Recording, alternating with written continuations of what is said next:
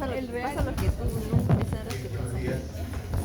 Vamos a empezar la clase de hoy que está referida a proteínas. El término somos nuestras proteínas está referido a que el consumo de proteínas tiene que ver mucho con quiénes somos desde el punto de vista de crecimiento y desarrollo, tanto en la parte económica, social, como en la parte intelectual. Entonces, los países desarrollados tienen un índice proteico mucho más alto que el nuestro, el consumo proteico. Y sin ir muy lejos, en América Latina, los países que consumen más proteína tienen un mejor desarrollo económico y social que el nuestro, y educativo también. Entonces, Argentina, en América Latina, considerada la Europa de América, es el país que más proteína consume y tiene 4 premios Nobel, ¿cierto? Dos de los cuales en ciencias, en literatura. Sus deportistas califican para deportes mundiales en casi todas las competencias, mientras nosotros en ningún tipo de deporte, ¿no? Las universidades que tenemos cada vez más de mal en peor. Entonces esto grafica mucho la parte nutricional. Desde hace mucho tiempo, desde 1972, se sabe de que el no tener una nutrición adecuada va de la mano con subnormalidad mental. Y cuando hablamos de subnormalidad mental, estamos hablando de la capacidad que tiene una persona de no querer aprender, no tener actitud para querer aprender, ¿no? O que demora en aprender lo que otros aprenden más rápido, o que puede no tener en cuenta los valores respecto a lo que significa querer desarrollar. Y esto es real, ¿no? Por más que uno lo quiera evadir, es real. Entonces la parte nutricional es importante para eso. Y nosotros tenemos un índice elevado de desnutrición. Y como dice ahí abajo también, el nivel de desarrollo de un país, no solo económico, se mide por su consumo de proteínas. Y esto que graficamos acá, gran parte de nuestra población lo tiene, pero este es lo extremo. Cuando hablamos de desnutrición, así cuando hablamos de inteligencia, es una gama de inteligencias, ¿no? O es una gama de desnutrición como es una gama de colores. El rojo tiene diferentes tonalidades. La desnutrición también, la inteligencia también. Entonces, como dice ahí, este es un niño de 3 años, 6 meses que vive en uno de los distritos más populosos de Lima, ¿no? El papá y la mamá tienen que trabajar, son 5 hermanos, la pregunta es quién los cuida, ¿no? ¿Quién los alimenta si los dos trabajan? ¿Comen bien, no comen bien? Acude a su puesto de salud por su 4º episodio de diarrea en 6 meses. Entonces el promedio nacional de diarrea es de 3 a 5 episodios por año en niño menor de 5 años. Dice, luce deshidratado y se recupera con la solución de rehidratación. Realmente la diarrea aguda infecciosa parece un problema banal y no le hacemos caso acá en nuestro país, pero es la causa más frecuente de subnormalidad mental. ¿Por qué? Porque sencillamente cuando alguien tiene diarrea se dejan de absorber nutrientes, y si esa persona está en crecimiento y desarrollo, entonces no va a haber la capacidad de confrontar adecuadamente la enfermedad y por supuesto tampoco de crecer y de desarrollar. Nace con un peso normal, pero solo recibe algo que le va a desarrollar su cerebro y su cuerpo solo, dice ahí, el primer mes de vida, ¿no? Entonces, ¿por qué? Porque la madre tiene que trabajar, hay niños que mantener. Recibe fórmula por 2 semanas. Está recibiendo algo que es inadecuado, ¿no? Con un alto contenido de proteínas, pero de otros compuestos que no va a tener el bebé a través, como si fuera la leche de su mamá, pero como es costoso, solo 2 semanas. ¿Y qué es lo que suelen hacer la gente de nuestro país?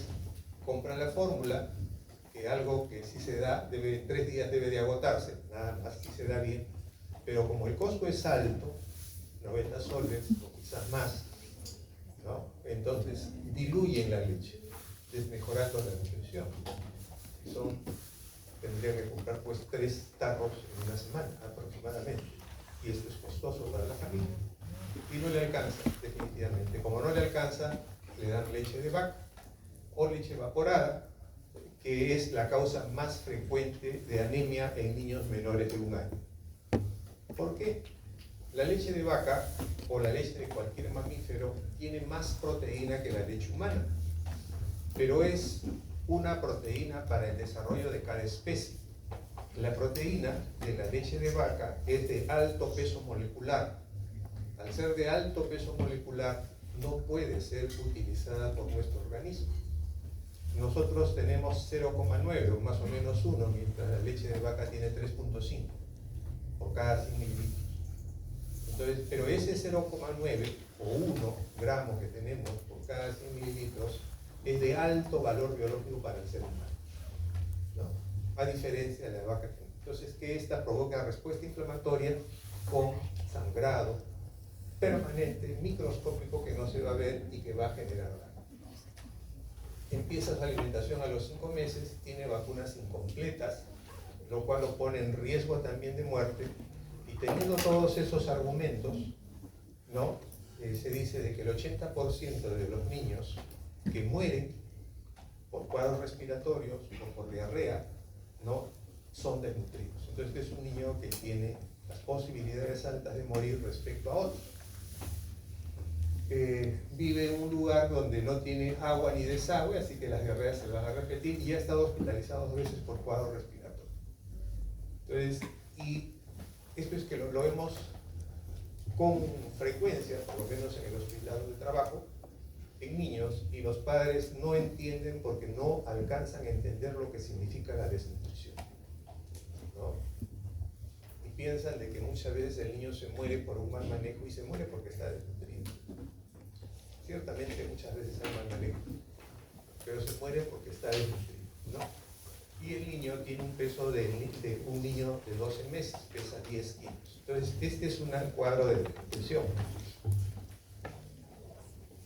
La palidez clínicamente está relacionada con la disminución de una proteína que se llama hemoglobina, ¿no? La piel, dice, es seca y áspera. En un niño debiera de ser tersa y suave a esa edad. Eso es por desnutrición crónica. El cabello no tiene brillo, es opaco. Eso es desnutrición crónica también, ¿no? Porque no hay las proteínas que puedan proporcionar eso. Su sodio, todos los desnutridos son hiponatrémicos. Ya sabemos que en iones hemos aprendido que lo normal es entre 135 a 145. Él tiene hiponatremia. Su potasio está bajo, tiene hipocalemia. Sabemos que lo normal es de 3.5 a 5. Y las proteínas totales, cuando se miden en sangre, debe tener un valor de 6. Él no tiene 6, tiene menos de 6. Y cuando se relaciona la albúmina con la globulina, dentro del cuerpo la albúmina siempre tiene que tener un mayor valor que la globulina. Lo que vemos ahí es una disociación albúmina-globulina, así se llama, en la cual la albúmina es más baja y la globulina es más alta, que se ve en desnutridos, que se ve en niños con tuberculosis o otras enfermedades, se ve esa disociación también. Entonces, es para que entiendan la importancia de la proteína como molécula para la conformación corporal. Y esto tiene que ver con esto que dijimos, esta frase que usamos también al principio del curso, cuando leíamos El origen del universo: simplex nihil veri, la sencillez es sinónimo de la verdad. Es decir, que todo aquello que va a llegar a ser complejo tiene que empezar por algo sencillo, ¿no? Cualquier cosa en la vida, hasta las relaciones. Las cosas sencillas, ¿no? Las cosas que se van a dar para que sean complejas tienen que empezar con detalles, con cosas que se construyen. El aprendizaje también se empieza a aprender con cosas sencillas y se va complejizando cada vez más. El universo fue igual: primero energía, la energía se hace materia, la materia quarks, átomos, moléculas, las moléculas se empiezan a complejizar, ¿no? Cada vez más haciéndose macromoléculas, y para que pueda haber vida, para que tenga sentido este universo en crecimiento, una de las moléculas tiene que tomar el comando de las otras, gobernar la energía de las otras, decirle hacia dónde tienen que ir, con quién te vas a unir, cuál resultado quiero obtener. Eso lo puede hacer un enzima, y los enzimas son proteínas, la mayor parte de ellos. Entonces es la proteína la que toma el comando desde el inicio del universo, haciendo que este universo, que era solo energía, se convierta luego en algo tan complejo como lo conocemos. Entonces, cualquier libro dice que las proteínas están conformadas por aminoácidos, es la estructura base para una proteína, ¿no? Y estos aminoácidos, en la naturaleza hay más de 300, ¿no? Solo 20 van a ser los que conforman una proteína, pero el cuerpo no tiene solo 20, sino que tiene más de 100. La estructura conocida de los aminoácidos, que tienen que recordar, es que el aminoácido es una estructura que está compuesta por un carbono denominado alfa, y el carbono alfa siempre es aquel que está al lado del grupo funcional principal. Entonces, este es el grupo funcional principal, este es un grupo carboxilo. Si la secuencia fuera más larga, este sería el carbono 1 y el carbono 2. En otras palabras, el carbono alfa es el carbono 2 en esto. Es un carbono central denominado alfa con un grupo carboxilo y un grupo amino. Para que el aminoácido sea un aminoácido que nosotros podemos usar, tiene que estar a la izquierda, y entonces va a ser un L alfa aminoácido. Entonces todos los aminoácidos que nosotros usamos son L. Si fuera D, no lo vamos a poder absorber. En la reunión anterior aprendimos que los carbohidratos que nosotros podemos absorber son D. En este caso, los aminoácidos son L, ¿no? Entonces, y la otra característica importante que tenemos que recordar, que casi siempre, con excepción de uno de ellos, el aminoácido es un aminoácido con carbono asimétrico, ¿no? O con carbono quiral. El carbono asimétrico, carbono quiral, que hemos aprendido que es aquel que tiene sus 4 sustituyentes diferentes. En este caso, para que el aminoácido sea quiral, esta R tendría que ser diferente de estos otros 3. ¿Ya? Entonces, casi todos ellos son quirales.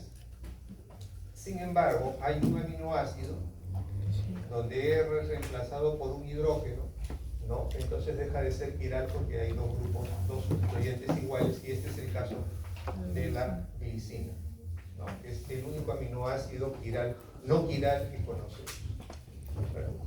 Los aminoácidos que van a conformar las proteínas son responsables de formar una serie de compuestos que casi siempre van a escuchar. Va a ser hemoglobina, vamos a tener hormonas, anticuerpos, material genético, estructura celular como el citoesqueleto, donde va a estar la tubulina, y otras más. Cuando se descubren los aminoácidos, el nombre, como a muchas cosas en química, se le dio por el lugar donde se le encuentra. Entonces el primero fue la asparagina, que se encontró en el espárrago, de allí su nombre, y uno de los últimos en descubrirse ha sido la treonina. Esto es lo que acabamos de decir hace un ratito, usamos el alfa-aminoácidos. Y ahora, ese grupo R, que está señalizado allí, va a ser el responsable de cómo nosotros vamos a denominar o clasificar los aminoácidos. Si el grupo R fuera reemplazado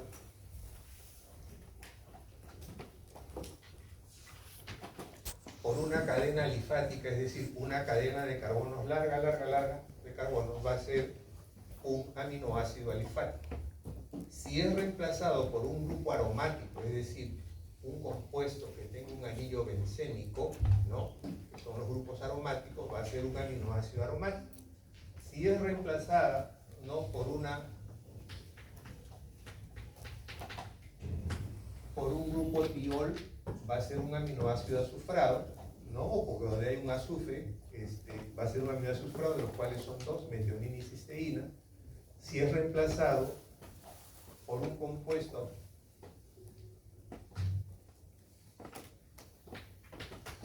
que tenga otro grupo carboxílico, entonces diremos que será un aminoácido monoamino, un amino dicarboxílico, etc. Entonces el grupo R va a ser importante para poder denominar y clasificar a los aminoácidos. Entonces aquí tenemos a esta cadena lateral o R, cómo se clasifican los aminoácidos o cómo se les puede denominar. Con la salvedad, ¿no?, de que tenemos uno de ellos que se llama iminoácido, ¿no?, que se llama iminoácido porque tiene grupo imino, no grupo amino. El grupo amino es NH2, el grupo imino es NH, y este caso es el de la prolina. Aquí están las fórmulas de algunos de ellos. La isoleucina, que es un alifático, una cadenita carbonada que sustituye el grupo R. El triptófano tiene ahí un grupo bicíclico, ¿no?, aromático, ¿no? La treonina, que va a tener grupos hidroxilos, un aminoácido hidroxilado, y así sucesivamente los otros. Esta es la nomenclatura, ¿no?, cómo se denomina y cómo es la denominación más frecuente o la escritura más frecuente en la literatura médica, que es la americana, ¿no?, donde se representa el aminoácido por las tres primeras letras de su escritura. ALA representa la alanina, la ARG a la arginina, la asparagina, ¿no?, ahí se representa en función a la escritura al inglés, ASN, etc. Y para diferenciarlo del ácido aspartico. Y en el caso de una letra mayúscula, ¿no?, está representado por una denominación que se usa en Europa, especialmente en la escuela alemana, donde se usa la primera letra del aminoácido, ¿no? Entonces, si yo quiero hacer una secuenciación, ¿no?,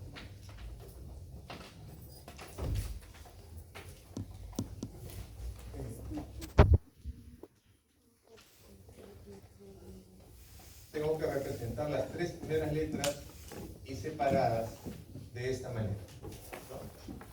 Pero cuando se hace con la letra mayúscula, solo se coloca la letra y nada más, ¿no? Bien, del aminoácido respectivo.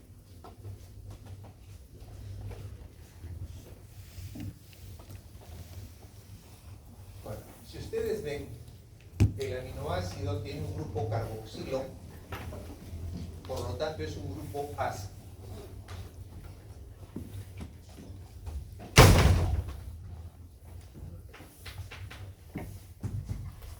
Tiene un grupo ácido, y los grupos ácidos, ¿qué cosa hacen? ¿Qué hacen los grupos ácidos?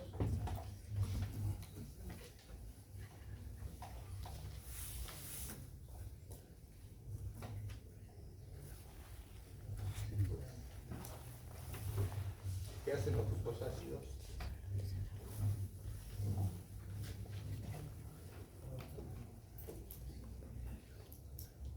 ¿Qué hacen los grupos ácidos? Perfecto, liberan protones. Y entonces, en este caso, el aminoácido, al tener un grupo ácido, si está en solución, va a liberar protón. Así que en solución, al aminoácido, así, porque liberó su protón. Y ese protón va a ser captado por el grupo básico del aminoácido, que va a ser el NH2, y adquirirá una carga positiva. Así que en solución, los aminoácidos van a ser bipolares. Tienen un polo positivo y un polo negativo, y eso se llama sweetening. Entonces están...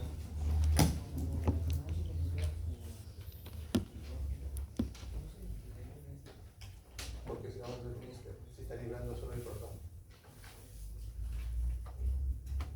No. El éster, estamos hablando del grupo CO, ¿cierto? El grupo cetona, que no está en un extremo, está de diferente.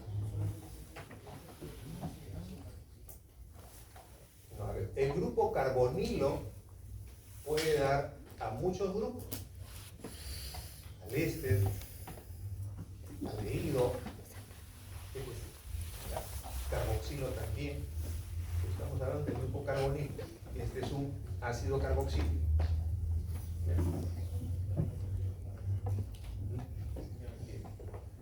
Entonces, y casualmente cuando tiene esta forma también se le llama anfótero, el aminoácido. ¿Por qué?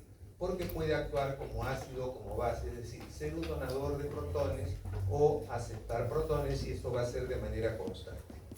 La característica es que el punto de ebullición va a ser alto y pueden ser solubles en agua, casualmente porque son polares, y en solventes orgánicos van a ser insolubles. Para los que trabajen en laboratorio, muchas veces van a tener que identificar al aminoácido. Cada aminoácido tiene un punto isoeléctrico, ¿no? Entonces, ¿cuál es ese? Va a ser ese punto en que no es atraído, ¿no?, electroforéticamente ni por el polo positivo ni por el negativo. Cuando ocurre eso se llama el punto isoeléctrico, es decir, el punto neutro del aminoácido, y eso requiere un pH determinado.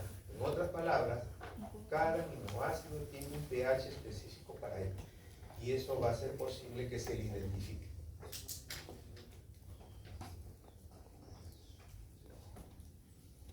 Nuestro cuerpo puede sintetizar más de 100 aminoácidos. Tenemos más de 300 en la naturaleza. Solo 20 forman parte de las proteínas, pero nosotros podemos sintetizar más de 100. ¿Cómo se hace? De manera post-translacional. En ese momento es cuando el organismo puede. ¿Por qué? Porque el resto están en el gen, se pueden hacer genéticamente. Y la variación ya se hace no porque estén incluidos en la parte de los ácidos nucleicos, sino que van a ser modificados ya en el proceso post-translacional. ¿Cómo ocurre esa modificación? Entonces se hidroxila el aminoácido, es decir, se le colocan grupos hidroxilos, se metilan, se colocan grupos metilos, ¿no? Se carboxila, se puede colocar otros grupos carboxílicos o grupos fosfatos. Hay varias clasificaciones, pero desde el punto de vista médico esta es la que más vamos a usar. Curiosamente es la más incorrecta de todas, ¿no? Pero es la que más usamos. ¿Por qué? Porque es una clasificación bastante antigua, ¿no? Y ha sido hecha solo para el adulto, ¿no? Entonces no tiene en cuenta las otras edades. Y un adulto que ya creció y desarrolló, esta clasificación puede ser válida siempre y cuando no haya un proceso de enfermedad, como vamos a ver. Entonces, se denominó no esenciales, ¿no? Y algunos todavía siguen usando este término bajo este concepto, que dice que son aquellos aminoácidos que no podemos sintetizar, que podemos sintetizar, ¿no? Entonces, eso es un error. Y se llamó esenciales a aquellos que teníamos que consumirlos porque no los podemos sintetizar. Ese es otro error. Porque lo cierto es que el organismo puede sintetizar todos los aminoácidos. Hemos dicho que puede sintetizar más de 100, ¿no? Puede sintetizarlos todos, ¿ya? Pero ¿dónde está el problema? El problema es de que si vemos ahí, como dice ahí, los esenciales tienen rutas biosintéticas más largas. Eso quiere decir que requieren más enzimas. Entonces quiere decir también que a la célula le cuesta más trabajo sintetizarlos, mucho más trabajo, esos 8. Los otros, ¿no?, 12, requieren menos trabajo, es decir, rutas biosintéticas más cortas, requieren solo 17 enzimas. Entonces, le cuesta menos trabajo sintetizar los no esenciales y más trabajo sintetizar los esenciales. Es por eso que el organismo prefiere usarlos, usarlos de la dieta, ¿ya? Y entonces así se evita todo el trabajo de la síntesis larga que tiene para eso. Bien, entonces, ¿por qué no es tan adecuado? Porque en niños, por ejemplo, la arginina es un aminoácido que para él es esencial. Tiene que recibirlo de la dieta porque sintetizarlo le cuesta mucho. O en el caso de él, quizás sí no podría ser sintetizado porque recién está en crecimiento y desarrollo. ¿Quién se lo va a dar? La mamá a través de su pecho. Entonces, y la histidina es un aminoácido que va a dar un neurotransmisor que se llama histamina. Y la histamina, ¿no?, provoca vasodilatación, se produce en gran cantidad cuando estamos resfriados y eso hace que tengamos moco en la nariz. Es por eso que tomamos antihistamínicos. El antihistamínico lo que va a hacer es inhibir la histamina y se nos va a secar el moco, ¿no?, como ejemplo. El otro aminoácido que el niño pequeño es esencial es la arginina. Entonces la arginina en el lactante pasa a ser un aminoácido esencial, en el adulto pasa a ser no esencial. Y la arginina, ¿de dónde la obtenemos?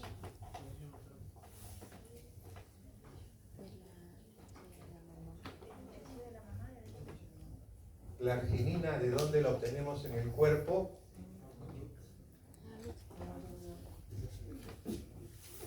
¿De dónde obtenemos la arginina? O en todo caso, pues la arginina, ¿qué va a producir?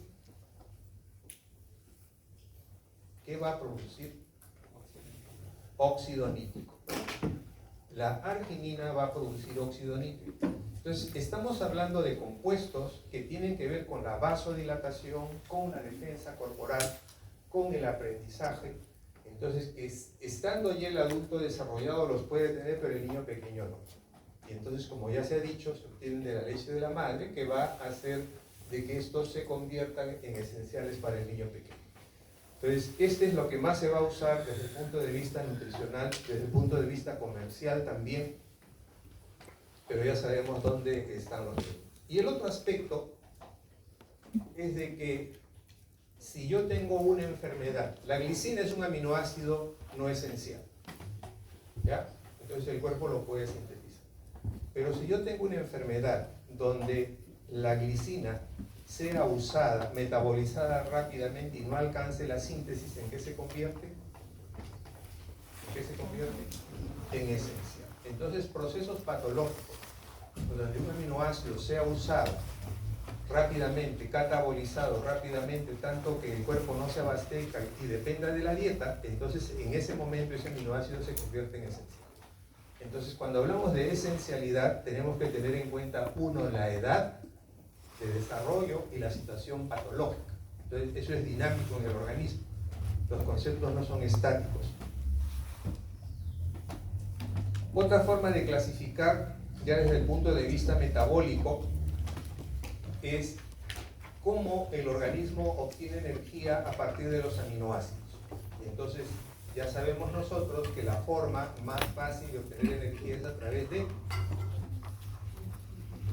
¿Cómo obtiene energía el cuerpo rápidamente? A partir de la glucosa, ¿no es cierto? El carbohidrato. Entonces, muchas veces la célula va a tener que convertir aminoácidos en glucosa para la obtención de energía. Estos se van a llamar aminoácidos glucogénicos, ¿ya? Y otras veces los va a tener que convertir en cuerpos cetónicos para también obtener energía. Estos aminoácidos se van a llamar cetogénicos. Pero hay aminoácidos con los cuales se puede obtener tanto glucosa como cuerpos cetónicos. Entonces serán aminoácidos cetogénicos y glucogénicos. Entonces ahí están cuáles son cetogénicos, en este caso leucina y lisina, son los dos únicos cetogénicos, exclusivamente cetogénicos. Los glucogénicos están allí, y cetogénicos y glucogénicos. Ahora, en el caso de estos aminoácidos que van a ser cetogénicos pueden usar vías distintas. Un grupo primero tiene que llegar a hacer acetilcoenzima A y luego acetoacetilcoenzima A y recién formar cuerpos cetónicos. Otros no pasan por la vía de la acetilcoenzima A, llegan a hacer acetoacetil y forman cuerpos cetónicos. Igualmente los glucogénicos, como ven, para entrar al ciclo de Krebs, todos tienen que entrar por piruvato o por oxalacetato para al final obtenerse ATP. Hay un grupo que entra por la vía del piruvato, hay un grupo que entra directo por la vía del oxalacetato y hay otro grupo que demora más hasta llegar a oxalacetato para llegar a formar al final glucosa. Entonces, ahora, los aminoácidos van a venir en las proteínas. Entonces, hay lo que se llama la proteína endógena y la proteína exógena. Estamos hablando del adulto, ¿ya? Entonces, la proteína, normalmente el cuerpo usa los aminoácidos tanto exógenos como endógenos. En una persona que ya desarrolló, el 30%, ¿no?, de los aminoácidos que va a usar son exógenos, vienen de la dieta, y el 70% son endógenos. En otras palabras, un adulto usa más lo que ya tiene que lo que le llega. ¿Estamos? A diferencia del niño, como el niño está en crecimiento y desarrollo, va a usar más que proteína, endógena o exógena. La exógena. Entonces, por lo tanto, si pensáramos bien, al niño es el que da el mayor aporte proteico respecto al adulto, ¿no? El adulto ya no necesita tanta proteína exógena porque tiene su reserva, ¿no? Entonces solo le tenemos que dar aquello que tiene que renovar, que es el 30%. Sin embargo, siempre hacemos al revés.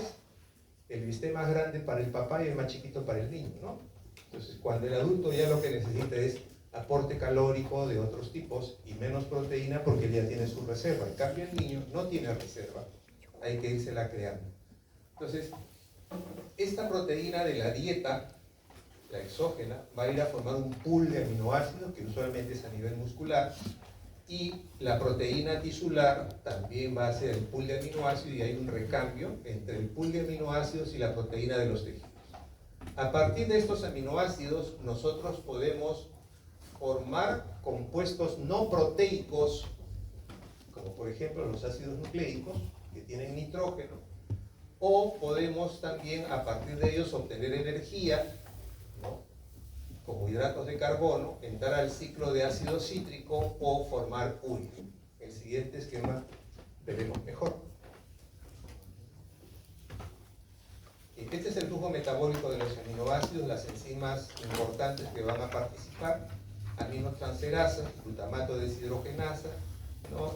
Y luego estos aminoácidos han entrado sea en formación de un no esencial a uno esencial y viceversa. Al final, cuando son degradados, pasan al ciclo de la urea.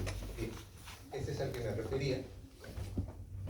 Entonces, yo tengo un pool de aminoácidos, una reserva de aminoácidos, hablando del adulto, que va a estar en relación a aquello que se absorbe, la proteína exógena, o aquello que se tiene, la proteína corporal. Entonces la proteína corporal se degrada para formar aminoácidos, o a partir del pool yo sintetizo proteínas para formar la proteína corporal.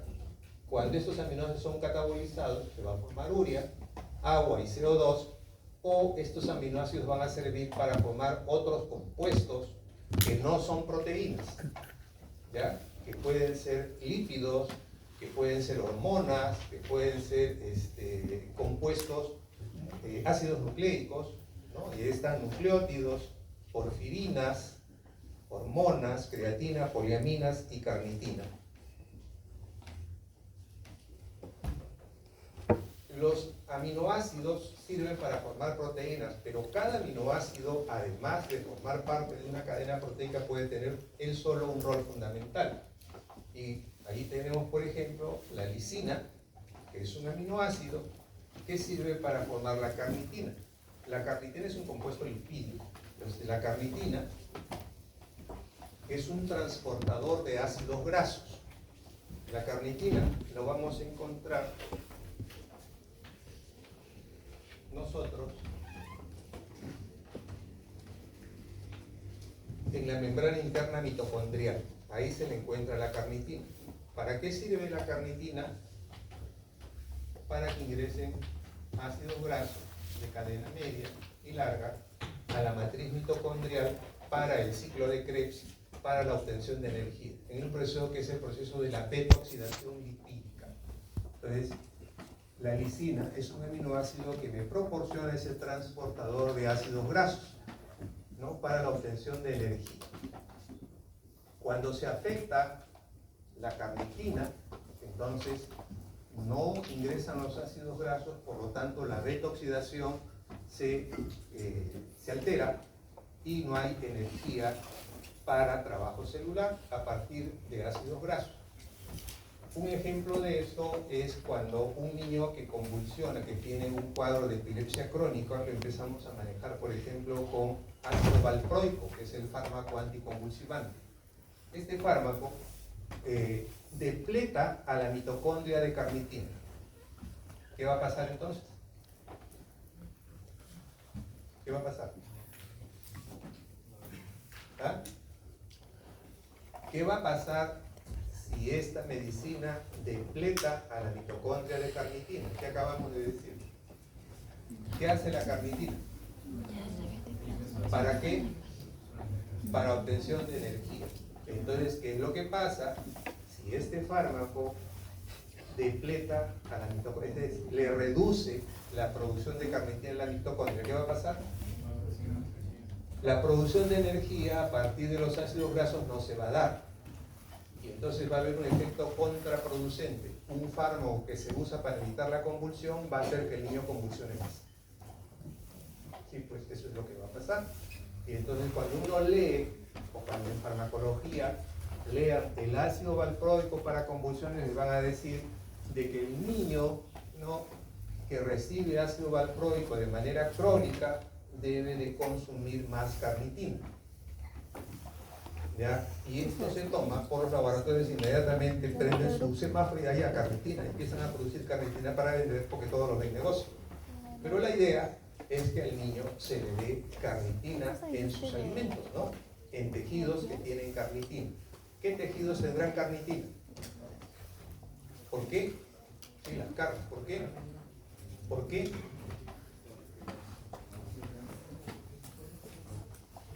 ¿Dónde hemos dicho que está la carnitina? ¿En dónde? ¿En qué parte? En la mitocondria, pues. En la mitocondria. Entonces tenemos que darle tejidos que tengan carnitina. El hígado, así es, muy bien. El riñón, el corazón. Entonces eso le va a proporcionar al niño, además de otros nutrientes, la carnitina que necesita y no va a tener problemas cuando tome ese fármaco, ¿no? Entonces, para eso tenemos que usar pues la inteligencia y no estar pensando que hay que darle ese elemento solamente, ¿no? La tirosina, dice, es otro aminoácido que va a generar, a partir del cual se va a generar un neurotransmisor que es dopamina, que es un neurotransmisor. La tirosina, la epinefrina o adrenalina, que es una hormona que tiene que ver con la inotropismo cardíaco, es decir, hace que el corazón lata con mayor fuerza, ¿no? En el paro cardíaco vamos a usar, por lo tanto es importante la tirosina en nuestra dieta a través de las proteínas, la histidina que ya hemos hablado, el triptófano, la melatonina, la arginina, el óxido nítrico, la serotonina también para el triptófano, por eso se le llama 5-hidroxitriptamina la serotonina, porque procede del triptófano, que van a tener roles neurotransmisor, vasoconstrictor, vasodilatador, dependiendo cuál sea la molécula a la que llega a conformar. Muchos de estos aminoácidos van a tener, ¿no?, en el gen, en el ácido nucleico sujeto, ahí van a estar. Entonces, por lo tanto, si están allí, alguna alteración del gen puede provocar de que haya deficiencia de una enzima que pueda generar el aminoácido, ¿no? Entonces tenemos nosotros ahí que la fenilalanina su defecto enzimático va a dar la fenilhidroxilasa de esta enzima va a dar algo que se llama fenilcetonuria, que es un problema congénito, genético serio, ¿no? Muy serio. Y tenemos otras, ya eso lo verán más adelante cuando hagan fisiopatología, ¿no? Pero que es importante que sepan de que algunos de estos aminoácidos pueden estar afectados en su metabolismo ya desde el punto de vista congénito hereditario. Tomemos como ejemplo un solo aminoácido, nada más, el más sencillo, el que el grupo R se representa por un hidrógeno, se sustituye por un hidrógeno. Entonces fue aislado del glicocol, de la glicocola, que tiene sabor dulce, y entonces por eso se le llamó glicina. Como cualquier otro aminoácido que está en el núcleo, se codifica en función a estas bases nitrogenadas. ¿Cuáles son? ¿Qué significa la G? Guanina, ¿no es cierto? Entonces van a ser guanina, guanina y nina, ¿no? O puede ser guanina, guanina, ¿qué más? Citosina. O guanina, guanina, adenina, o el triplete guanina, guanina, guanina. O sea, cualquiera de estas bases me van a dar como resultado de que podamos tener glicina. Es el más pequeño, el único no quiral. Es considerado un aminoácido no esencial, pero ya hemos dicho que cuando su consumo es alto y se requiere de la dieta, pasaría a ser esencial. Esta es su fórmula estructural, ¿no? Como Switterium, ¿no? Sería Switterium. Todas las células tienen la capacidad de sintetizar glicina, de allí que no sea un aminoácido esencial. Todas pueden hacerlo. Y tiene sus vías de síntesis. El precursor más importante para formar glicina es otro aminoácido, que es la serina. A partir de la serina se puede sintetizar también glicina. Entonces, como vemos acá, el organismo tiene la habilidad para sintetizar aminoácidos y a partir de un resultado de la glucosa, ¿no? El 3-fosfoglicerato, se puede sintetizar glicina y serina. Entonces el 3-fosfoglicerato recibe la acción de una deshidrogenasa y se va a convertir en 3-fosfohidroxipiruvato. Este 3-fosfohidroxipiruvato recibe la acción de otra enzima que es la transaminasa y se forma 3-fosfoserina. Esta 3-fosfoserina recibe la acción de una fosfatasa, se convierte en serina, y aquí la serina recibe la acción del tetrahidrofolato, ¿no? Que va al final el cabo base del ácido fólico y se va a formar glicina, ¿no? Entonces la importancia también del ácido fólico para la síntesis no solo de ácidos nucleicos sino también de aminoácidos. Bien. Ahora, para que un aminoácido se una a otro tiene que ocurrir lo que se llama un enlace peptídico.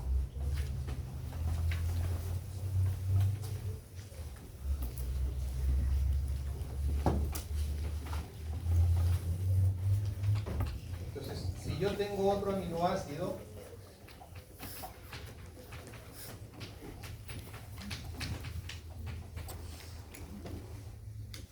para que este se pueda unir con este, tiene que haber una enzima que genere esta unión. Y lo que va a ocurrir es que la enzima va a enlazar el carbono con el nitrógeno. Se va a eliminar una molécula de agua y vamos a tener un enlace peptídico. Es un enlace simple, el enlace peptídico. Pero, a diferencia de otros tipos de enlace, como este carbono-carbono o este carbono-nitrógeno acá, en este caso, los electrones del oxígeno, del carbono, del nitrógeno y del hidrógeno empiezan a girar en un solo plano, de tal manera que no podemos reconocer a quién le pertenece el electrón. ¿Ya? Al girar en un solo plano, le va a dar resistencia a ese enlace simple. Entonces el enlace simple adquiere características de doble enlace. ¿Ya? Por estar girando en un solo plano también se le llama enlace planar. De allí que cuando el organismo quiere usar sus moléculas para obtener energía, lo último que hace es usar proteínas. ¿Por qué? Porque le va a costar energía romper ese enlace que es muy resistente, que es el enlace peptídico que recibe el nombre de enlace amida, ¿no? Entonces, el enlace peptídico es un enlace amida, es un enlace planar, es un enlace covalente con características de doble enlace y es muy resistente. Entonces, aquí tenemos como este aminoácido con este otro interactúan liberando una molécula de agua, se forma el enlace peptídico, ¿no? Con características de ser plano. Estos péptidos, o los péptidos, que es la unión de aminoácidos, vamos a tener tres grupos: los dipéptidos, los oligopéptidos y los polipéptidos. Dipéptidos, el nombre ya es claro, son dos aminoácidos unidos por enlace peptídico. Oligopéptidos son de 3 a 10 residuos de aminoácidos que se unen por enlace peptídico, y los polipéptidos son más de 10 residuos de aminoácidos que se unen por enlace peptídico. Entonces, hay literatura que menciona que para llamar a algo proteína tienen que ser 50 residuos o más, ¿no? La mayor parte de la literatura dice que para que un péptido se le llama proteína tiene que tener 100 residuos o más, es la que más usamos, ¿ya? O sea, se les dice esto porque pueden leer algún artículo donde específicamente de una proteína de la cual se habla mucho, o un péptido del cual se habla mucho, que es la ubiquitina, que es un compuesto señal, es un compuesto que sirve para marcar cualquier molécula que ingresa a la célula o cualquier microorganismo que ingresa. Lo marca y una vez que está marcado la célula lo destruye, ¿no? Entonces la ubiquitina tiene más o menos 72 residuos, 72 aminoácidos. Entonces algunos autores dicen que la proteína ubiquitina, es decir, este autor considera por encima de 50 proteínas. Y otros autores dicen el péptido ubiquitina, este autor considera como 100 proteínas, ¿de acuerdo? Entonces, eso es para que no digan, pero ¿por qué? Depende de quién sea, de qué escuela venga el autor. Bien. ¿Cómo represento yo una cadena peptídica? En la fórmula tradicional, la más frecuente es las 3 primeras letras del residuo separados por un guión. Entonces, alanina, guión, representa el enlace peptídico, lisina, guión, alanina, glicina, lisina, glutamina. Pero si lo quiero representar bajo la otra escuela, solo coloco la letra mayúscula sin guión. Entonces así ya represento, ¿no?, al aminoácido. La tercera forma es que cuando yo sé qué residuos hay en el péptido, pero no conozco el orden, ¿no? Yo sé de que esta cadena peptídica tiene 3, 5, 7 aminoácidos. Sé que la glutamina es el primero, el segundo es la lisina, ¿no? El sexto es la histidina y el séptimo es la alanina, pero no sé qué orden tiene la alanina, glicina y tirosina que están en el paréntesis.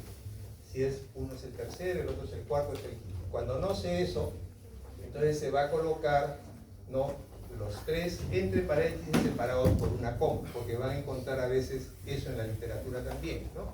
Significa que no se sabe que son los aminoácidos, pero no se sabe qué orden corresponde. El otro aspecto importante cuando lean es que las lecturas ya no hablan de aminoácidos, sino hablan de residuos, ¿ya? Y a veces pueden decir el residuo alanina, o pueden decir el residuo 7 de la cadena, ¿ya? Ya no dicen el residuo histidina, sino el residuo 6 de la cadena, ¿ya? En los artículos está así. Bien. En todo caso tenemos ya una cadena acá peptídica, y que a partir de esta cadena peptídica yo puedo obtener otros compuestos, ¿no?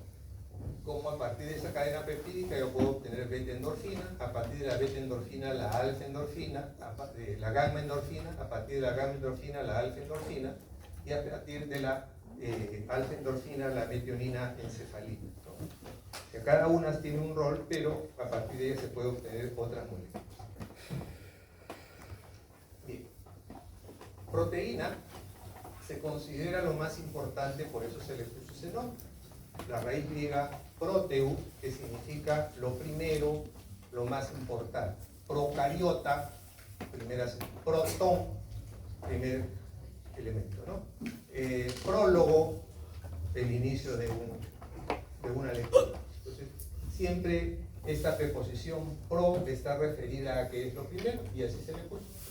Entonces, es el 18% de la masa celular, ¿no? Carbohidratos tenemos más, líquido podemos tener más, pero la proteína solo es 18%, pero tiene un rol importante. Rol enzimático, es decir, la proteína decide cuál es la dirección de una reacción, ¿no? Es la que gobierna la energía de otras moléculas. Transporte y reserva de iones y moléculas. Los transportadores, los gluts, son proteínas. Los canales iónicos de transferencia son proteínas, ¿no? Los depósitos son proteínas. La ferritina, depósito de hierro, es proteína. Los transportadores de hierro, la transferrina, es proteína. Estructural, citoesqueleto, piel y hueso. En biología tienen que haber estudiado que el citoesqueleto está formada por una proteína que se llama tubulina, ¿no? La tubulina es una proteína que es la que va a hacer que se haga el citoesqueleto de las células y que le da casualmente la resistencia a estas estructuras, ¿no? Es increíble cómo la arquitectura celular puede dar tanta complejidad. Tanto es así de que en Alemania hace algún tiempo a los que estudiaban arquitectura e ingeniería les empezaron a enseñar biología para que conocieran cómo es la estructura interna de una célula, para que ellos aprendieran a hacer edificios que no se puedan caer, ¿no? O sea, con el comportamiento de la célula flexible, ¿no? Que se puede aceptar una serie de cosas, achicarse, agrandarse, hacer diapedesis, ¿no? Para que ingeniaran ellos, a través del conocimiento de la biología, estructuras flexibles y fuertes que pudieran soportar todo, ¿no? La inmunidad, o sea, los antígenos son proteínas, las vacunas son proteínas, ¿no? Hormonal, control de la expresión génica. Entonces, si bien es cierto tenemos el ácido nucleico, que es el que va a guardar la información, esta información no se va a expresar si es que la proteína no lo permite. Entonces la proteína va a gobernar que un gen, una característica se exprese, ¿no? O sea, ¿por qué no tengo el cabello de mi papá y tengo el de mi mamá? Porque la proteína influenció en que se exprese esa característica en mí, ¿no? De repente tu hijo sí va a tener el cabello de tu mamá, ¿no? O el color de los ojos, qué sé yo. Entonces el control de la expresión génica va a estar dada por proteínas. Y por supuesto que ese control de la expresión génica también va a estar dada por la nutrición, porque al final las proteínas las formamos por cómo comemos. Se dice que el 10% de todos los niños que nacen tienen los genes de la genialidad. Entonces, si acá hay 100 alumnos, 10 debieran de ser genios. La pregunta es, ¿por qué en el país no tenemos genios? Casualmente, porque el control de la expresión génica va a depender de la nutrición que tenga uno y del estímulo que tenga uno. Entonces, es por eso que todos tenemos, por eso somos desarrollados. Pero en todas las culturas, el 10% debiera de ser genios en alguna área de la vida, ¿no? Y eso no pasa. Y eso debe de llamarnos a reflexión, sobre todo a los que hacemos medicina. Bien. Cuando yo estudiaba medicina, el concepto de proteína era la secuencia de aminoácidos unidas por enlace peptídico. Y durante mucho tiempo ese concepto, hasta los 80, y todavía algunos lo siguen usando, fue válido. Pero a partir de los 80 se dijo que para poderlo considerar proteína tenía que ser una estructura que funcione. Y la única manera que funcione una proteína es que tenga un plegamiento en el espacio, ¿no? Solo si se pliega, funciona. Entonces, el concepto que está publicado en una revista francesa de investigación, Recherche, dice de que la proteína es una secuencia de aminoácidos unidos por enlace peptídico que tiene una estructura única y precisa en el espacio que le permite cumplir una función. Hasta que después del 2010, ¿no?, se encuentran proteínas que no necesariamente estaban plegadas y que funcionaban, ¿no? Y entonces se sabe ahora de que puede haber hasta un 30% de proteínas, especialmente a nivel intracelular, ¿no?, que pueden actuar sin necesidad de plegarse. Entonces, por eso decía, el conocimiento cambia, se hace más dinámico. Entonces hay proteínas que se van a llamar intrínsecamente desordenadas porque no tienen un plegamiento. Es un artículo que se les debe haber proporcionado para que lean. Bien, pero la mayor parte de ellas, su plegamiento va a depender, va a hacer que la proteína funcione. Entonces, si yo tengo una proteína de 100 residuos, estamos hablando del mínimo para llamar proteína, y cada uno de ellos tiene un grupo R con el cual se pueda enlazar, y le doy a ustedes la secuencia, a los 100 que están acá, le doy la secuencia de la proteína, ¿no?, y le digo, tienen 10 posibilidades para plegarla, cada uno de ustedes, ¿no? Ninguno de ustedes lo va a hacer igual. Ninguno. ¿No? O sea, 10% son 1000 posibilidades, ninguna de esas 1000 posibilidades va a ser igual. Ninguna. Porque con 100 puede haber infinitas posibilidades. Sin embargo, si a la célula le doy esos 100, la célula siempre va a hacer el mismo plegamiento sin equivocarse, ¿no? ¿Y a qué se debe eso? Se debe a que la célula tiene un control de ese plegamiento por unas proteínas que se llaman proteínas de estrés, ¿no? Inicialmente se les llamó así head shock protein. ¿Por qué se les llamó así? Porque tenían que ver con el calor. Entonces, un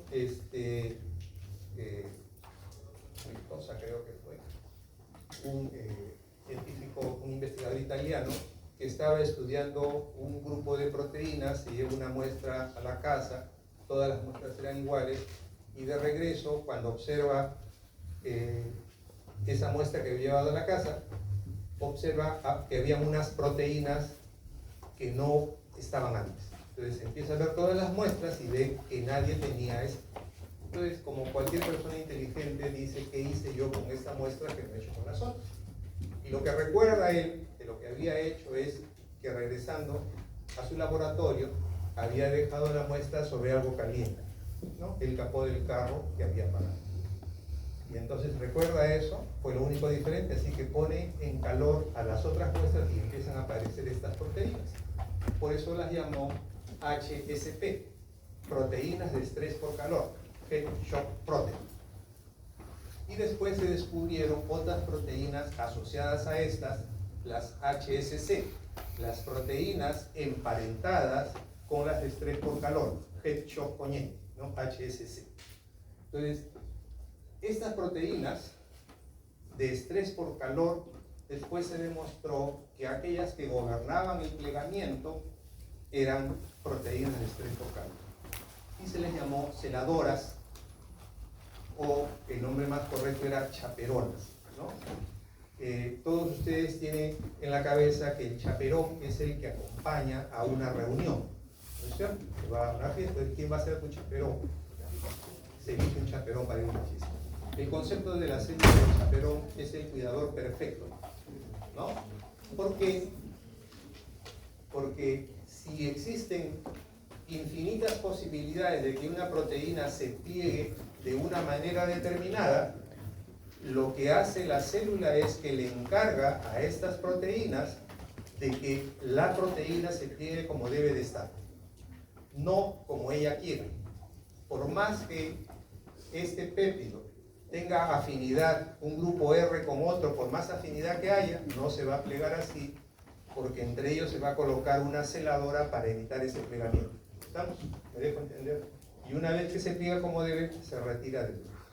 Entonces, ¿por qué se le puso este nombre? Porque en el medievo, ¿no es cierto?, la chaperona era aquella persona que acompañaba a la hija del noble para que ésta no interactuara con gente que no era de su nivel, ¿no?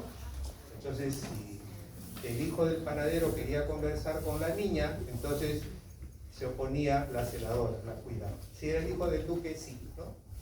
Entonces, esa era la celadora, ¿no? Entonces, aquí la célula hace lo mismo. Evita que haya interacciones inadecuadas en una cadena peptídica. Pero como la célula se asegura mucho de esto, existen celadoras de las celadoras, ¿no es cierto? Porque en el medievo, pues, si a la chica le gustaba el hijo del panadero, le daba su sencillo a la chaperona para que se hiciera de la vista gorda, ¿no? En la célula no pasa eso, ¿no? O sea, hay la celadora de celadora. Y como quiera asegurarse más, hay celadora de la celadora de la celadora. Y entonces garantiza de que el plegamiento tenga que darse como se tiene que dar, ¿no? Sí. Sí, sí, ambas son celadores. Sí.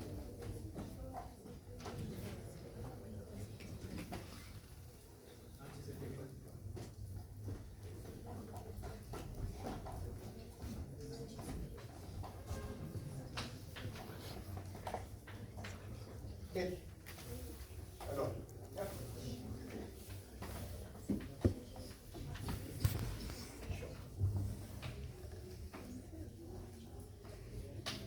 Proteínas de estrés por calor, ¿ya? HSP. Head Shock Protein, ¿ya? Y el otro es HSC, Head Shock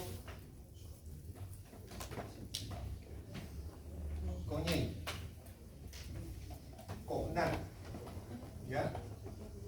Emparentamiento, ¿ya? Es proteínas, en otras traducciones, proteínas asociadas a las proteínas de estrés por calor, o en todo caso proteínas emparentadas, ¿ya? Emparentadas a las proteínas de estrés por calor.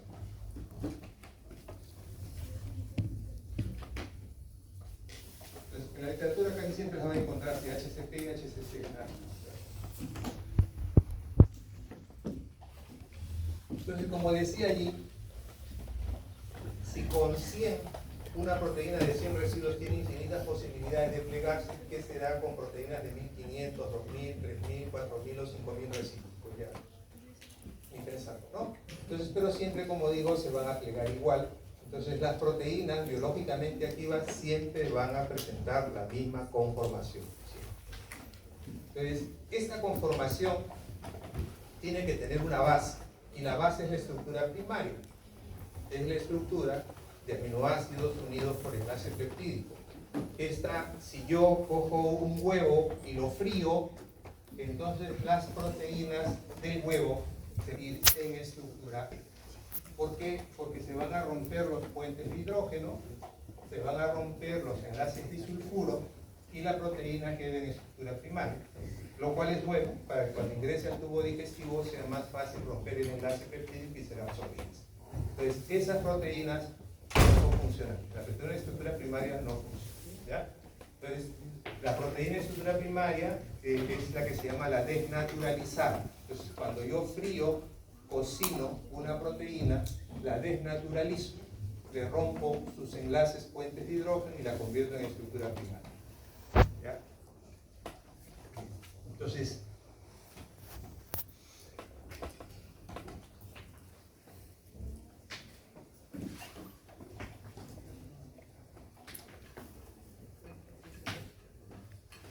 que esta es la estructura primaria, ¿no? Entonces, si yo lo quiero representar por una línea,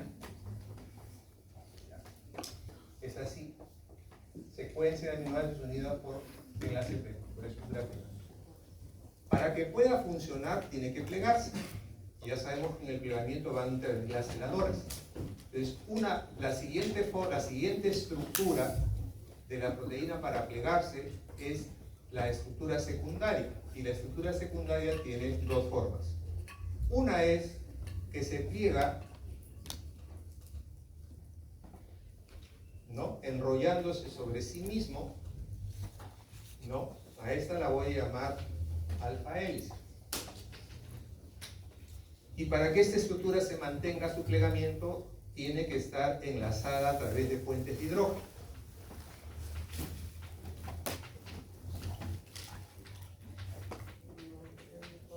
Entonces esta es la estructura secundaria alfa X. La otra manera de estructura secundaria es que se pliegue sobre sí mismo de tal manera que los puentes de hidrógeno se van a formar entre los aminoácidos adyacentes. Este es hoja plegada beta, ¿no? Son las dos formas de la estructura secundaria, alfa hélice y hoja plegada beta.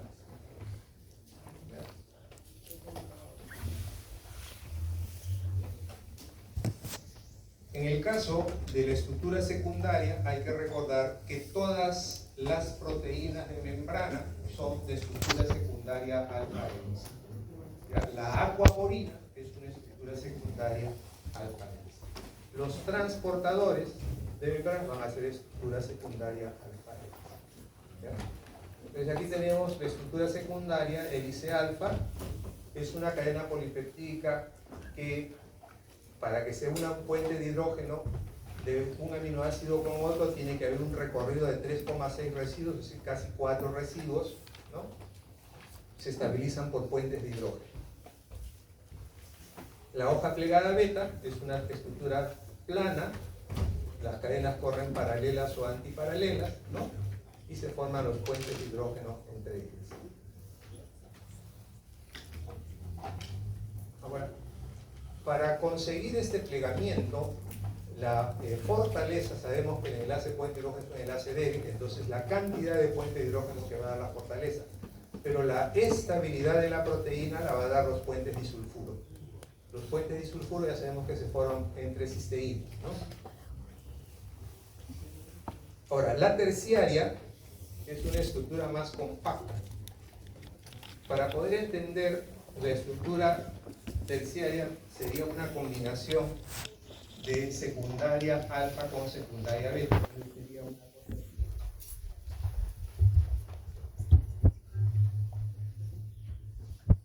Pero es una sola cadena peptídica, ¿ya?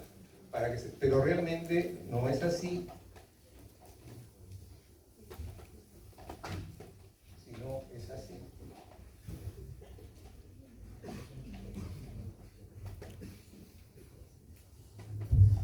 Es decir, hay estructura secundaria alfa y beta, pero las zonas que son hidrofóbicas van a estar hacia el centro y las zonas que son hidrofílicas van a estar hacia afuera, de tal manera que se forma una estructura compacta, ¿ya? Y va a haber una porción de la cadena peptídica que se va a denominar random coil.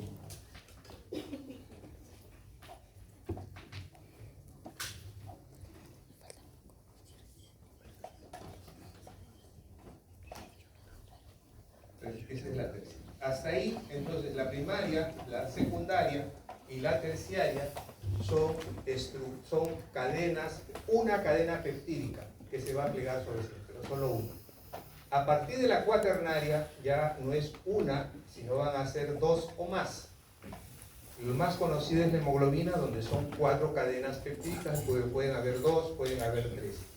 Pues estas son de estructura terciaria. Como ejemplo tenemos la hemoglobina del adulto, donde van a intervenir 4 cadenas, pueden ser 2 o más, repito, iguales o diferentes. En este caso tenemos 2 alfa y 2 beta, las 2 alfa son iguales y las 2 beta. La unión de estas 4 subunidades ya es por enlaces no covalentes, la característica. El enlace es no covalente. Las interacciones van a ser débiles.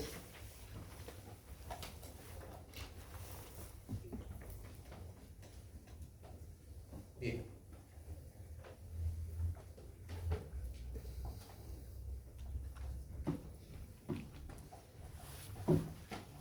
Vamos a suponer cómo se sintetiza una proteína. Vamos a tratar de hacerlo de manera sencilla, porque definitivamente lo que pasa es mucho más complejo, pero la idea es que se entienda qué es lo que pasa. Si toda la pizarra es la célula, y aquí yo tengo el núcleo de la célula, y la célula necesita una proteína que vamos a llamar proteína X. Y esta proteína X va a estar conformada por aminoácidos como la glicina, la treonina, la alanina, la metionina, la glutamina, glicina otra vez, cisteína, etc. Entonces, en el núcleo, en el ácido nucleico, tiene que haber un gen X. Y entonces aquí tenemos el gen X. Si la célula necesita esa proteína, va a hacer que ese gen se exprese. Entonces, esto es ADN. El gen es una porción de un ácido nucleico. Este es ADN. Entonces, el ADN, sabemos nosotros qué bases nitrogenadas tiene. Adenina, guanina, guanina.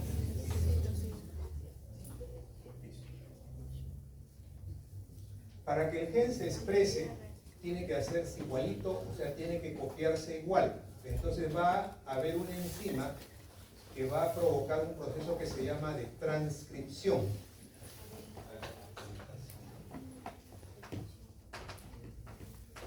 Transcripción significa copiar igual. Entonces se va a copiar igualito. Si el gen tiene un defecto, con el mismo defecto.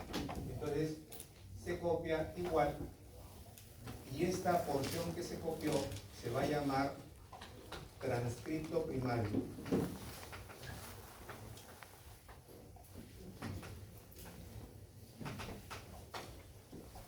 Solo que este es ARN. Y aquí tiene, entonces, adenina, que tiene presetinina, uracilo, guanina y citosina. Entonces, esto es un ARN. Luego de ese paso que se transcribió, ocurre otro paso que se llama de corte y empalme.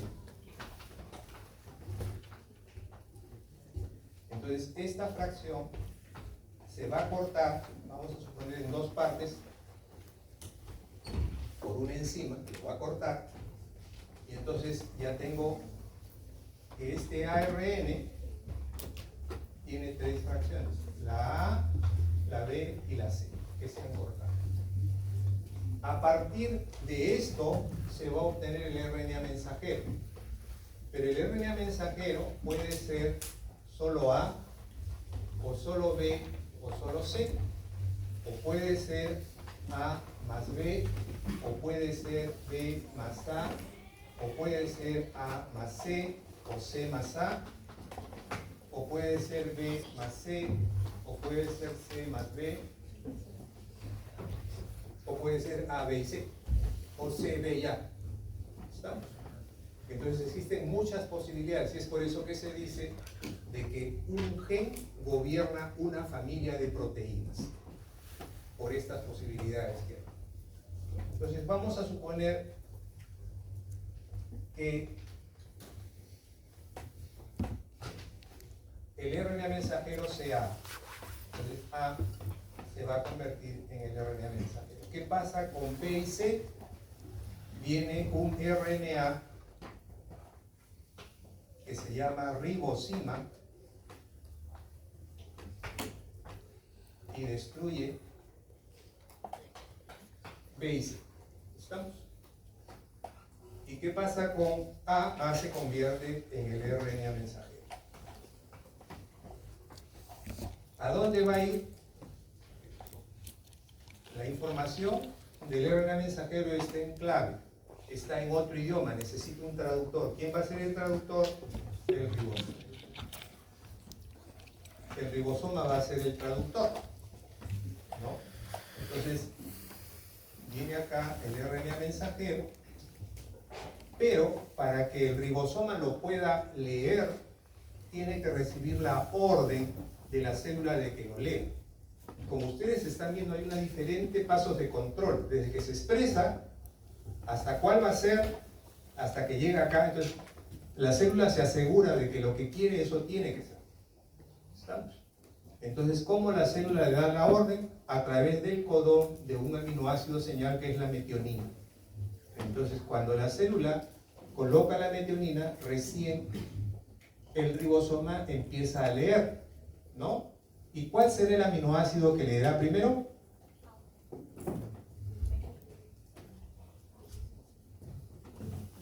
Porque quiere formar la proteína X. Entonces lee el codón que viene en esa clave, que va a ser de la glicina. Una vez que lo lee, la célula le proporciona, a través de un RNA de transferencia, a la glicina. ¿Estamos? ¿Me dejo entender? Y entonces tenemos glicina. ¿Cuál será el siguiente aminoácido? Treonina. Entonces viene el RNA de transferencia y trae treonina. ¿Cuál será el siguiente? Alanina. Viene el RNA de transferencia y trae alanina. ¿Qué quiero decir con esto? De que cada aminoácido tiene un RNA de transferencia específico para él, ¿no? Las proteínas, ¿de cuántos aminoácidos diferentes están conformados? 20. ¿Cuántos RNA de transferencia diferentes habrá? 20, así es, 20, ¿no? Entonces, si cada aminoácido tiene, ¿no?, su RNA de transferencia y una proteína se forma con 20 aminoácidos diferentes, entonces los RNA de transferencia van a ser específicos. ¿Me dejo entender? ¿Ya? Entonces, y así se va formando la secuencia, pero va a quedar una proteína en estructura primaria. Entonces, ¿qué necesita ahora? No va a funcionar si no se pliega. Entonces, ¿a dónde va a ir? Va a ir al retículo endoplásmico. En el retículo endoplásmico va a encontrar ¿a qué proteínas? ¿Qué proteínas? ¿Qué proteínas? ¿Quiénes facilitan el plegamiento? Las celadoras, pues las chaperonas ahí. Entonces allí no va a ocurrir el plegamiento. Gracias a la celadora, la proteína se pliega. Pero si es una proteína compleja, ¿qué cosa es una proteína compleja? Es toda aquella proteína que tiene en su estructura una parte no proteica. Ejemplo de eso, la hemoglobina. ¿Qué parte no proteica tiene la hemoglobina? El hierro. ¿Ya? Ejemplo de eso, un GLUT. ¿Qué tiene el GLUT? Un carbohidrato. Entonces va al aparato de Golgi y en el aparato de Golgi a esta proteína plegada se le coloca la parte no proteica, que puede ser el carbohidrato, que puede ser el metal, que puede ser el ácido nucleico, que puede ser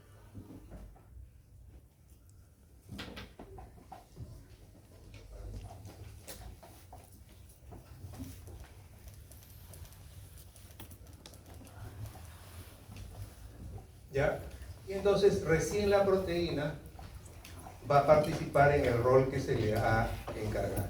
Si esta proteína X es una proteína de membrana, ¿qué estructura tendrá? ¿Qué estructura tendrá? ¿Qué plegamiento tendrá? Secundaria alfa X. Todas las proteínas de membrana son de estructura secundaria. Entonces, resumiendo, tenemos el DNA, donde está el gen. A partir de ese RNA se va a formar el transcripto primario, es un tipo de RNA. A partir del transcripto primario, por corte y empalma, se va a formar el RNA mensajero. El RNA mensajero llega al citoplasma, va a ir al ribosoma, ¿no? En el ribosoma empieza la traducción, se forma la proteína en estructura primaria, va al retículo endoplásmico, se hace el plegamiento, y si es una proteína compleja va al aparato de Golgi para que se conjugue. Entonces hasta acá tenemos los RNA, pueden ser el transcripto primario, el RNA mensajero, la ribosima, ¿no?, el RNA de transferencia, el RNA ribosomal. O sea, hay varios tipos de RNA, no solo 3. Entonces, en el aparato de Golgi ocurre el proceso de conjugación. Si se le adiciona un carbohidrato, será una glicoproteína. Si se adiciona un lípido, será una lipoproteína. Si se adiciona un metal, será una metaloproteína. Si se le adiciona un ácido nucleico, será una nucleoproteína. Si se le adiciona algo que le dé color a la proteína, será una cromoproteína. Entonces, las proteínas conjugadas están compuestas por una parte proteica, que es la apoproteína, y una parte no proteica, que es el grupo prostético. Entonces, el grupo prostético puede ser el ácido nucleico, el metal, el lípido, el carbohidrato, etc. Ahora, es importante ver cómo las proteínas en sí, no por sí solas, pueden causar patología. Entonces, Prusiner, un neurólogo americano, o residente de neurología de Estados Unidos, cuando se le muere un paciente, decide investigar por qué se había muerto este paciente. Y eran los 70, y a él le habían enseñado lo mismo que a mí, como me enseñaron a mí en los 70, de que las enfermedades degenerativas, ¿no?, que tenían que ver con demencia, eran ocasionadas, se le llamaban enfermedades a virus lentos. ¿Qué significaba eso? Que virus como el sarampión, la varicela, se quedaban en el cuerpo y a una edad determinada, por una razón que nadie sabía, se activaban y empezaban a dañar el cerebro y daban lo que se llamaba encefalopatía espongiforme. Encefalopatía, daño de encéfalo espongiforme. Cuando uno veía eso al microscopio, se ve como si fuera el cerebro una esponja, con un montón de oquedades, de huequitos. Entonces, en este grupo estaban todas estas enfermedades. Y a él se le muere un paciente y él decide entonces, como cualquier médico no se queda conforme con la muerte de su paciente y decide investigar por qué se murió. No le gustaba mucho que le habían dicho debe ser una enfermedad de virus lentos, y busca la causa, busca virus, no encuentra virus, busca huellas de virus, tampoco, y dice que si se equivocaron. Si es una bacteria, busca bacteria, no encuentra huellas de bacteria. Busca cualquier otra cosa y no encuentra nada. Así que él postula algo diferente que nadie se había atrevido a postular, ¿no? Que si lo que le provoca la enfermedad de este paciente no tiene nada que ver con microbios que tengan ácidos nucleicos, ¿no? Porque hasta entonces lo demostrado era que bacterias, virus, parásitos provocaban enfermedades.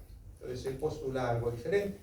Y entonces empieza su estudio y en el 97 gana el premio Nobel a demostrar que una proteína, al cambiar su estructura, puede provocar enfermedades, es decir, no necesariamente microbios, es decir, agentes con ácido nucleico.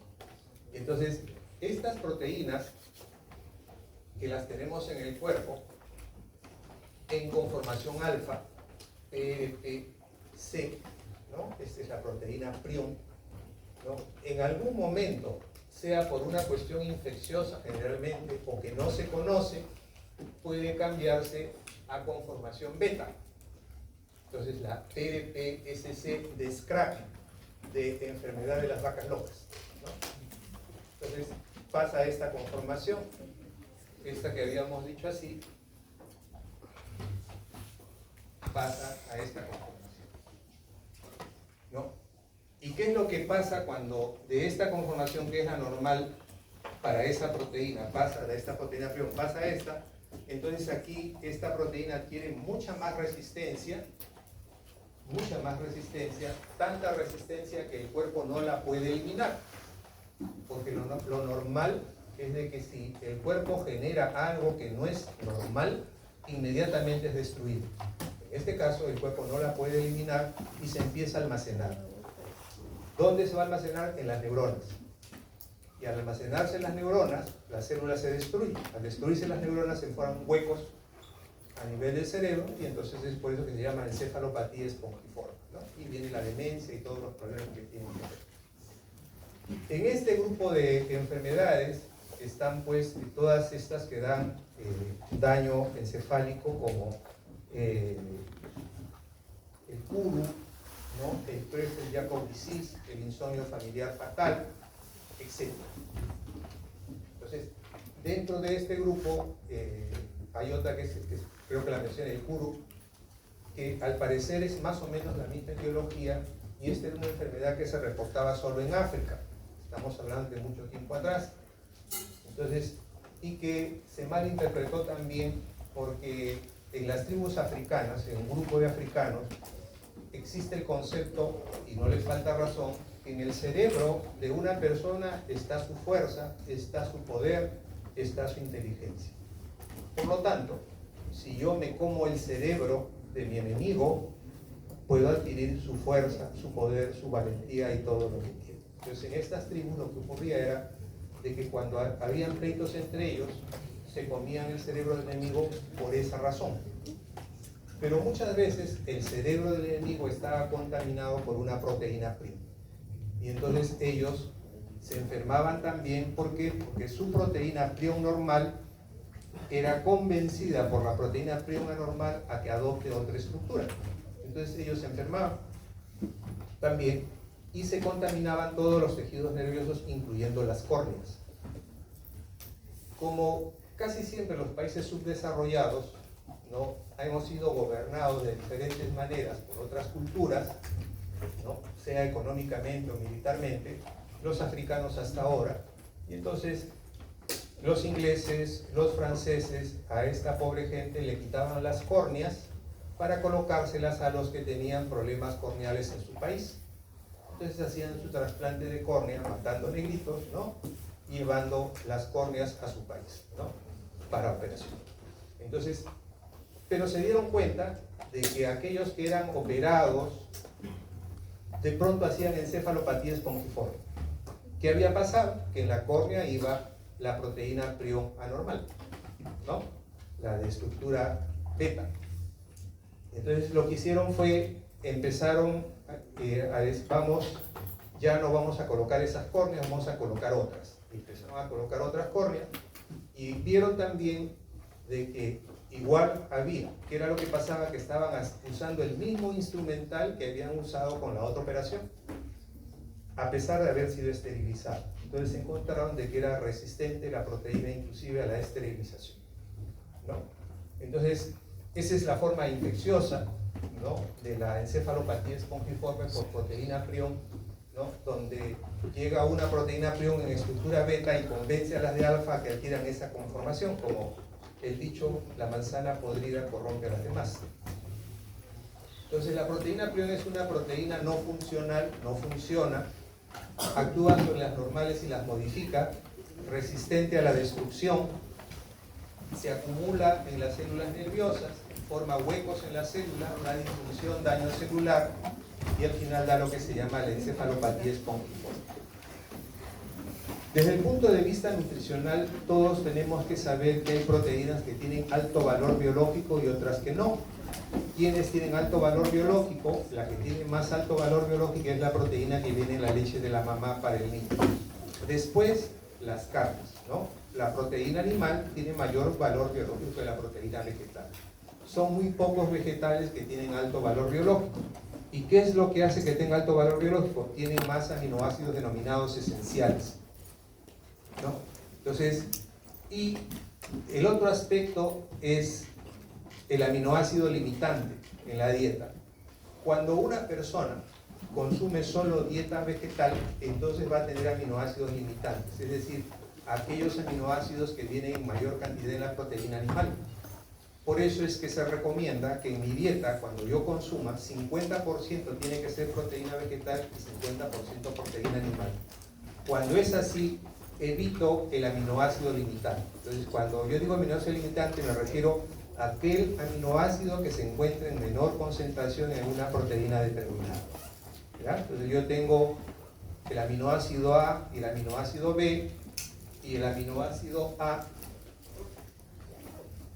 está conformado, ¿no?, por glutamina y alanina.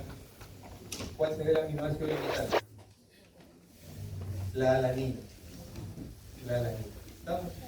Y si yo tengo el aminoácido B que está conformado por alanina, alanina, alanina y glutamina, ¿cuál sería el aminoácido limitante? la glutamina. Entonces, si el organismo necesita estos dos aminoácidos, ¿qué es lo que hay que hacer? Comer las dos proteínas. ¿Estamos? ¿Ya? Si solo como una, entonces no voy a tener lo suficiente del otro para poder crecer, desarrollar o mantenerme adecuadamente. Ese es un concepto importante que se usa en nutrición. Y bueno, ya sabemos el resto, se puede leer y eso es todo por hoy.